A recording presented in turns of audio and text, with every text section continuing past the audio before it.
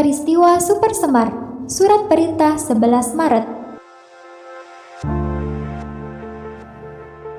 Surat Perintah 11 Maret atau Super Semar adalah surat perintah yang dikeluarkan dan ditandatangani oleh Presiden Soekarno pada tanggal 11 Maret 1966. Surat ini diberikan kepada Soeharto selaku Panglima Komando Operasi Keamanan dan Ketertiban untuk mengambil segala tindakan yang dirasa perlu untuk mengatasi situasi keamanan yang memburuk saat itu. Latar belakang peristiwa Super Semar. Lahirnya Super Semar ini tidak dapat terlepas dari situasi politik, ekonomi, dan sosial yang kacau pasca peristiwa G30S pada tahun 1965. Pasca meletusnya G30S 1965, muncul berbagai aksi menuntut dituntaskannya peristiwa itu yang dipelopori oleh Kesatuan Aksi Mahasiswa Indonesia, Kesatuan Aksi Pemuda Indonesia, Kesatuan Aksi Pemuda Pelajar Indonesia, Kesatuan Aksi Guru Indonesia, Kesatuan Aksi Sarjana Indonesia, Kesatuan Aksi Wanita Indonesia, dan Kesatuan Aksi Buruh Indonesia. Mereka kemudian bersatu membentuk Front Pancasila.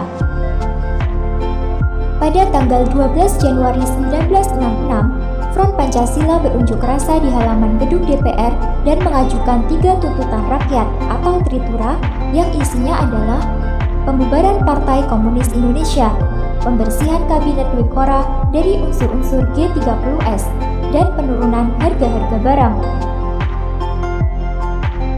Kondisi semakin tidak terkendali ketika Presiden Soekarno justru mengeluarkan kebijakan untuk mereshuffle Kabinet Dwikora menjadi Kabinet Dwikora yang disempurnakan, yang di dalamnya terdapat orang-orang komunis. Karena tindakan tersebut, pemerintah dinilai telah mengabaikan Tritura. Kemudian pada tanggal 24 Februari 1966, para demonstran berusaha menghalangi dan menggagalkan upacara pelantikan kabinet tersebut. Lahirnya Super Semar. Pada tanggal 11 Maret 1966, aksi terjadi secara besar-besaran di depan Istana Negara. Pada saat itu, Soekarno yang tengah mengadakan sidang kabinet kemudian terbang menuju Bogor bersama Subandrio dan Hairul Saleh menggunakan helikopter. Situasi tersebut kemudian dilaporkan pada Soeharto selaku Panglima Angkatan Darat. Soeharto kemudian mengutus 3 jenderal yaitu M. Yusuf, Amir Mahmud, dan Basuki Rahmat untuk menemui Presiden di Istana Bogor. Soeharto menyampaikan pesan bahwa ia sanggup memulihkan keadaan yang memburuk saat itu bila diberikan surat tugas. Akhirnya, Presiden Soekarno pun setuju untuk mengeluarkan surat tugas yang dikenal dengan istilah Surat Perintah 11 Maret. Surat perintah tersebut tiba di Jakarta pada tanggal 12 Maret 1966. Setelah menerima surat tersebut, Soeharto kemudian mulai melakukan tindakan-tindakan pengamanan. Tindakan pertama adalah membubarkan PKI beserta ormas-ormasnya.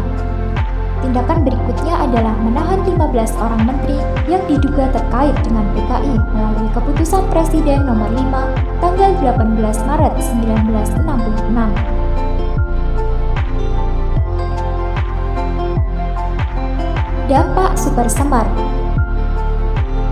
Pasca dikeluarkannya Super Semar, terjadi semacam dualisme kepemimpinan nasional, di mana Soekarno sebagai pemimpin pemerintahan, sedangkan Soeharto sebagai pelaksana pemerintahan.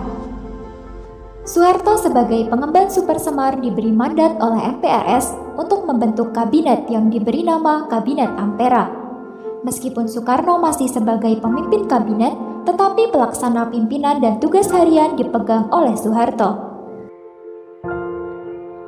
Dalam sidang MPRS tanggal 20 Juni sampai 5 Juli 1966, memutuskan bahwa Super Semar dikukuhkan sebagai TAP MPRS. Dengan demikian, Super Semar tidak lagi dapat dicabut sewaktu-waktu oleh Presiden Soekarno. Bahkan secara hukum, Soeharto memiliki kedudukan yang sama dengan Soekarno, yaitu sebagai mandataris MPRS.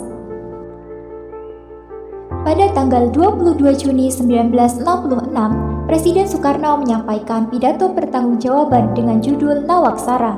Namun namun ditolak oleh MPRS karena hanya sedikit yang menyinggung masalah G30S 1965. Kemudian pada tanggal 10 Januari 1967, Presiden melengkapi pidato pertanggungjawabannya, namun masih kurang memuaskan berbagai kalangan. Oleh karena itu, pada tanggal 9 Februari 1967, DPR GR mengajukan resolusi dan memorandum kepada MPRS agar mengadakan sidang istimewa. Akhirnya pada tanggal 22 Februari 1967, MPRS menggelar sidang istimewa dan mengeluarkan ketetapan yang isinya: pertama, mencabut kekuasaan pemerintahan Presiden Soekarno. 2. Presiden Soekarno tidak diperbolehkan melakukan kegiatan politik sampai diselenggarakannya pemilu. Ketiga, mengangkat Jenderal Soeharto sebagai presiden.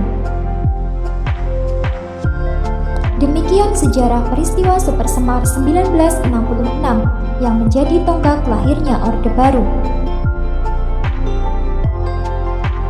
Super Semar menjadi sebuah catatan penting dalam sejarah Indonesia. Namun hingga kini, naskah asli surat tersebut belum ditemukan. Saat ini Arsip Nasional Republik Indonesia menyimpan beberapa versi naskah Super Semar yang berbeda. Versi pertama diterima dari Sekretariat Negara. Versi ini berjumlah 2 lembar, berkop burung Garuda, diketik, dan di bawahnya tertera tanda tangan beserta nama Soekarno dengan ejaan Soekarno. Versi kedua diterima dari Pusat Penerangan TNI AD. Naskah versi ini berjumlah 1 lembar, berkop burung Garuda, ketikan rapi dan rata kanan, dan di bawahnya tertera tanda tangan beserta nama Soekarno dengan ejaan Soekarno. Versi ketiga diterima dari Yayasan Akademi Kebangsaan. Naskah versi ini berjumlah 1 lembar, kop surat tidak jelas, sebagian surat robek sehingga tidak utuh lagi, dan hanya berupa salinan. Tanda tangan Soekarno juga berbeda dengan versi pertama dan versi kedua.